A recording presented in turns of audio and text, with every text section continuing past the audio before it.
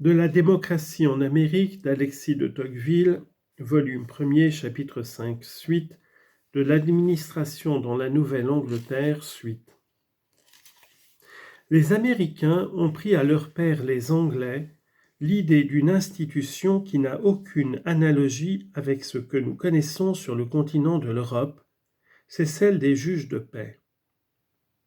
Le juge de paix tient le milieu entre l'homme du monde et le magistrat, l'administrateur et le juge. Le juge de paix est un citoyen éclairé, mais qui n'est pas nécessairement versé dans la connaissance des lois. Aussi ne le charge-t-on que de faire la police de la société, chose qui demande plus de bon sens et de droiture que de science. Le juge de paix apporte dans l'administration, lorsqu'il y prend part, un certain goût des formes et de la publicité qui en fait un instrument fort gênant pour le despotisme. Mais il ne s'y montre pas l'esclave de ces superstitions légales qui rendent les magistrats peu capables de gouverner. Les Américains se sont approprié l'institution des juges de paix tout en lui ôtant le caractère aristocratique qui la distinguait dans la mère patrie. Le gouverneur du Massachusetts, on lit en note, nous verrons plus loin que c'est le gouverneur, ce que c'est que le gouverneur. Je dois dire dès à présent que le gouverneur représente le pouvoir exécutif de tout l'État. Fin de note. Le gouverneur du Massachusetts nomme dans tous les comtés un certain nombre de juges de paix dont les fonctions doivent durer 7 ans. De plus, parmi ces juges de paix, il en désigne 3 qui forment dans chaque comté ce qu'on appelle la cour des sessions.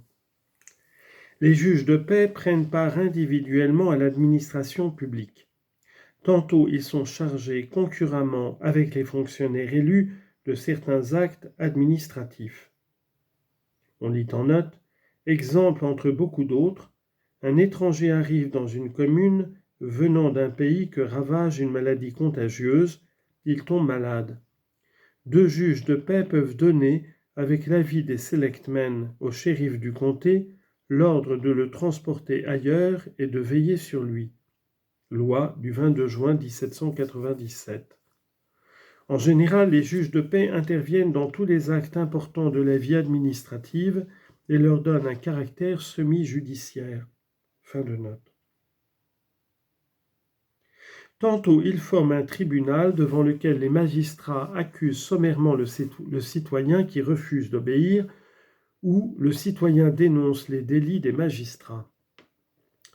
Mais c'est dans la cour des sessions que les juges de paix exercent les plus importantes de leurs fonctions administratives.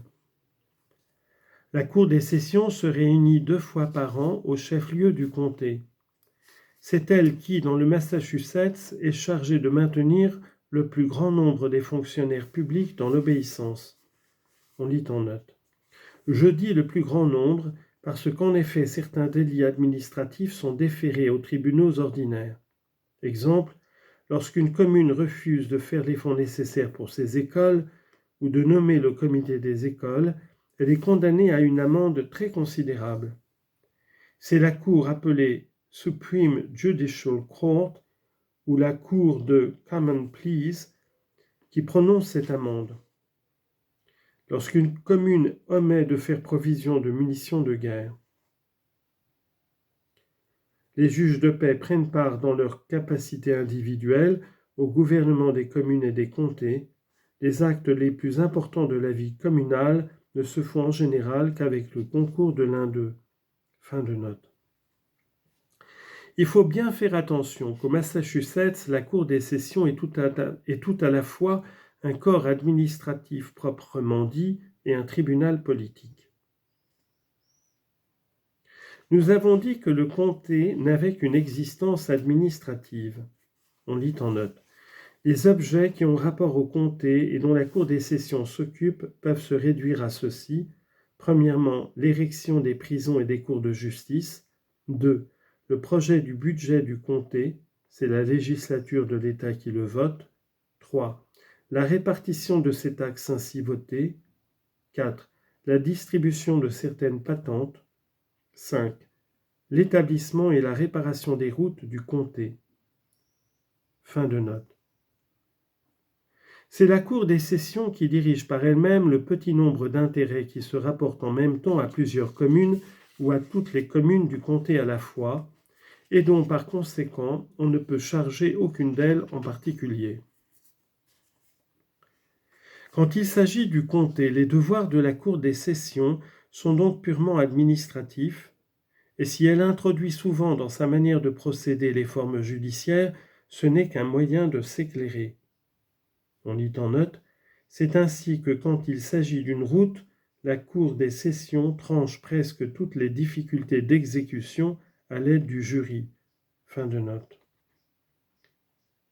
Mais lorsqu'il faut assurer l'administration des communes, elle agit presque toujours comme corps judiciaire et dans quelques rares cas seulement comme corps administratif.